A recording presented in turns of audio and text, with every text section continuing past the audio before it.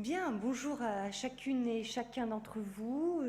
Permettez-moi de saluer le président de l'Agence économique régionale Arnaud Marté, la directrice Martine Pleu, de vous saluer également, je voudrais prendre quelques instants pour vous remercier d'être présentes et présents, pour remercier, saluer chaque personne du Conseil régional des services, la direction de la formation des demandeurs d'emploi et la direction de l'orientation des transitions professionnelles qui sont présentes et présents, qui font un travail remarquable, je tiens à le dire. Et je voudrais également vous souhaiter, il est encore temps, une belle année, beaucoup d'épanouissement, de l'enthousiasme, de l'énergie dans votre vie personnelle, professionnelle. Et puis, en tout cas, vous pouvez compter sur le Conseil régional pour poursuivre la dynamique impulsée avant la trêve des confiseurs où nous avions eu un temps fort le 20 décembre dernier à l'occasion de la signature officielle du plan régional d'investissement dans les compétences en présence du haut commissaire et de la présidente de région. À cette occasion, il y avait plus de 300 organismes de formation, acteurs de l'économie, de l'emploi, du territoire, les branches professionnelles également, les partenaires sociaux, l'État, la région, puisque c'est vraiment avec cette dynamique et j'ai envie de dire cette méthode collective, cette volonté collective que nous nous sommes emparés du plan régional d'investissement dans les compétences, 251 millions d'euros sur la période 2019-2022. Non pas pour uniquement former plus, mais pour se donner les moyens et le temps pour réinterroger aussi la manière de former et essayer d'avoir pour le coup un changement structurel. On se donne ce défi-là, de changer les choses structurellement, de ne pas faire du cosmétique, mais bien d'essayer d'impulser quelque chose, un mouvement de fond. Je crois que cela est plutôt bien parti, ce n'est que le début, mais quand je vois la dynamique qu'il y a eu également lors des groupes de travail en septembre-octobre, et je salue Amphore et la directrice Bénédicte Delnest également présente aujourd'hui, mais quand je vois l'impulsion qui a été donnée et la dynamique, il y a eu près de 600 participations sur les groupes de travail en septembre-octobre pour construire la feuille de route justement du plan régional d'investissement dans les compétences, eh bien je me dis que voilà, je crois que nous allons avoir une année 2019 énergique et c'est plutôt bien parti. Merci à vous. Juste un petit point de détail. Désolé, mais il va falloir bien se tenir en fait toute cette matinée parce que nous sommes filmés et nous sommes en direct en streaming sur YouTube et nous sommes actuellement donc en direct. Donc voilà, on va essayer de bien se tenir. Permettez-moi de vous dire quelques mots effectivement pour introduire cette matinée. Juste pour recontextualiser, nous avons souhaité cette matinée. Alors j'ai envie d'utiliser un mot parce que c'est aussi ce mot-là qui nous guide, c'est la coordination. Il y a eu le mois de l'innovation du 24 septembre au 19 octobre dernier. Et le mois de l'innovation avait pour thème justement les formations innovantes, les méthodes pédagogiques adaptées aux nouveaux besoins. Et j'ai envie d'ajouter également, puisque c'est cela qui nous guide aussi et nous motive, ce sont les publics les plus éloignés de l'emploi. Je rappelle, 50% des demandeurs d'emploi ont plus de 12 mois de chômage, 24% ont plus de 24 mois de chômage, l'écart se creuse et tout un pan de la population est aussi disqualifié de par, voilà, on parle de reprise parfois et d'emploi, effectivement, tant mieux. Néanmoins, on voit bien que ça ne bénéficie pas aux personnes les plus éloignées, y compris les formations. Et c'est aussi l'enjeu du plan régional d'investissement dans les compétences. Et plus largement, c'est l'enjeu de la politique régionale de permettre aux personnes, aux femmes et aux hommes dans les territoires les plus éloignés de remettre un pied à l'étrier et de repartir vers la formation et de s'épanouir ensuite vers un emploi. Donc la coordination, ce mois de l'innovation, dont l'AER d'ailleurs est actrice et pilote. Et donc nous avons souhaité le coordonner et capitaliser sur ce qui s'est passé pendant ce mois de l'innovation. Il y a eu une quarantaine d'événements, des conférences, des visites d'entreprise, des ateliers, etc., sur les 8 départements de la Bourgogne-Franche-Comté. Et nous avons souhaité donc capitaliser et coordonner avec le plan régional d'investissement dans les compétences, puisqu'il y a une ambition forte, l'ambition 3, qui est celle d'innover dans les formations et justement de nous adapter par rapport aux transformations numériques. Alors, permettez-moi de m'arrêter 2 secondes parce qu'on parle beaucoup d'innovation, c'est l'ambition.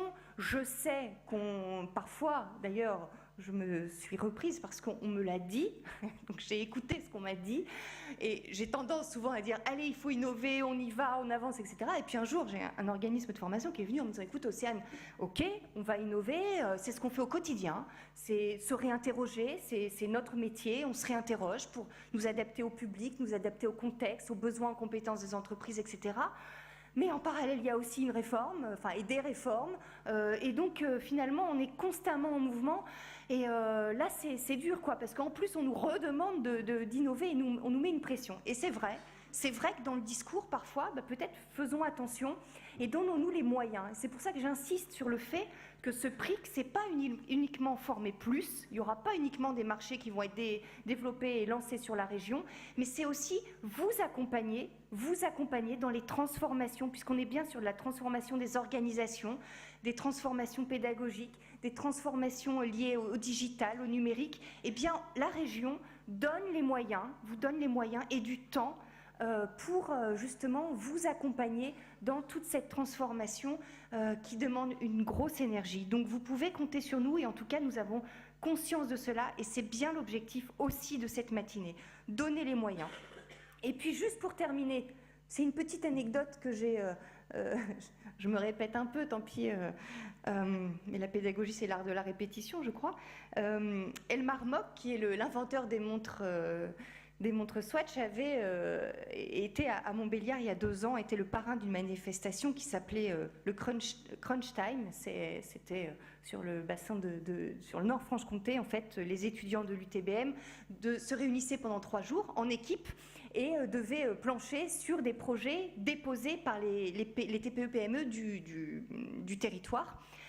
Et le parrain était Elmar Mock. Et dans son intervention, il comparait la rénovation versus l'innovation. Et il dit, ouais, on parle beaucoup d'innovation, mais en France, on est quand même culturellement plutôt dans la rénovation, parce qu'on a besoin toujours d'être rassuré, d'être sécurisé, de rester dans ce qu'on connaît, et ça c'est la rénovation. Mais l'innovation, c'est être dans un labyrinthe sans savoir où est la sortie, sans savoir ce sur quoi on va tomber, c'est tenter des expérimentations sans forcément savoir si ça va marcher ou pas, mais s'octroyer le droit à l'erreur aussi pour pouvoir s'en servir et peut-être progresser.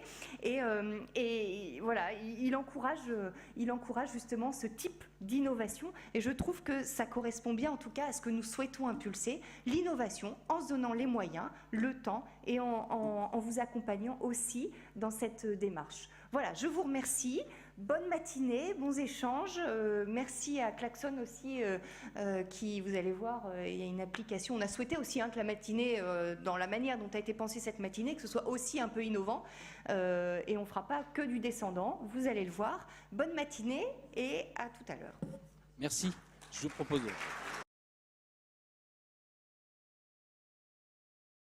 Bien, merci.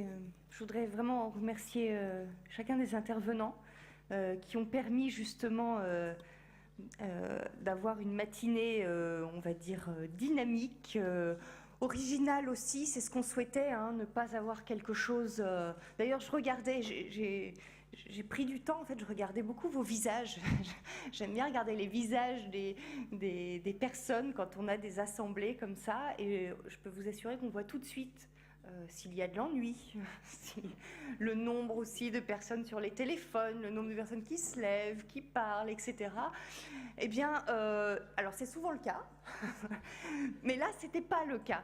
C'était pas le cas. Et alors, il y aura un questionnaire d'ailleurs pour évaluer aussi et pour voir le questionnaire de satisfaction. Mais d'ores et déjà, je peux vous assurer qu'à vous voir, eh bien, je pense que l'objectif est réussi parce qu'il y avait des sourires, parce qu'il y avait, dans les regards, on voyait effectivement, on vous sentait intéressé.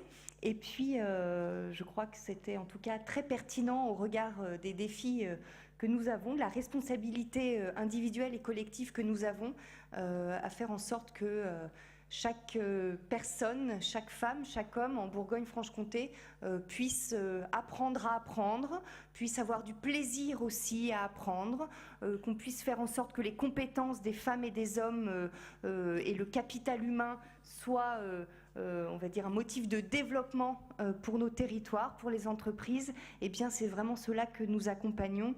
Donc, merci vraiment à vous pour l'énergie et pour le partage aujourd'hui. Peut-être quelques messages pour donner un peu le cap sur l'année qui vient.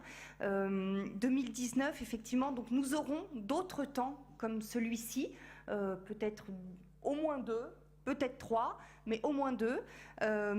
Et puis, c'est important parce que, je le disais en introduction, hein, là, on enclenche et on impulse effectivement une dynamique très forte hein, pour innover, pour transformer aussi la manière de former. Mais j'ai envie de dire que c'est d'abord, ça commence d'abord par les formateurs. Souvent, on oublie hein, juste que ça commence déjà par nos compétences à nous. Alors, je me mets, quand je dis nous, hein, je mets aussi la région, parce que ça réinterroge. D'ailleurs, il y avait un groupe de travail sur la commande publique, comment on achète aussi de la formation différemment au regard d'un contexte qui change, d'un contexte économique, social, environnemental qui change. Ça va vite, le monde est plus complexe.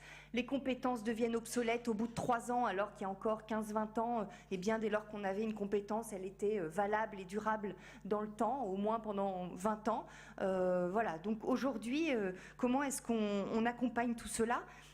Donc, région, avec vous, en tout cas, on va mettre des moyens pour la formation aussi de formateurs, la professionnalisation des formateurs, pour de l'échange de pratiques aussi entre vous, pour avoir un lieu aussi ressources, un lieu un peu où on s'oxygène et on sort un peu de nos schémas, de nos organisations, de notre contexte. Eh bien, ce lieu, alors là, je regarde Amfort, puisque alors en ex-Bourgogne, il y avait un lieu justement de professionnalisation des acteurs qui s'appelait Prime. Peut-être que ça parle à certaines et certains parmi vous. Eh bien, nous allons relancer. Alors, on n'a pas encore de nom. Alors, je vais dire Prime 2, mais on va lui trouver un autre nom un peu plus sexy, pardon du terme. À l'échelle, bien évidemment, de la Bourgogne-Franche-Comté. Et ce lieu-là va éclore d'ici quelques jours. Hein. On vous tiendra bien évidemment informé. Parmi les autres informations, vous dire qu'il va y avoir des financements, bien évidemment, à travers des appels à projets que la région va lancer, justement, sur la thématique de l'innovation. Hein. Je rejoins l'ambition 3 du plan régional d'investissement dans les compétences. Donc, il va y avoir des appels à projets, là, d'ici peu également, qui vont être lancés. Voilà, j'en terminerai là. Encore merci beaucoup. Merci à vous pour l'animation, le dynamisme. Merci à l'AER. Et puis, pour terminer, vous dire qu'on a failli avoir un mort ce matin. La prochaine fois, je vous propose qu'on fasse un accouchement. Peut-être qu'on célèbre la vie ensemble. Prochaine simulation, peut-être nous célébrerons la naissance. Merci à vous.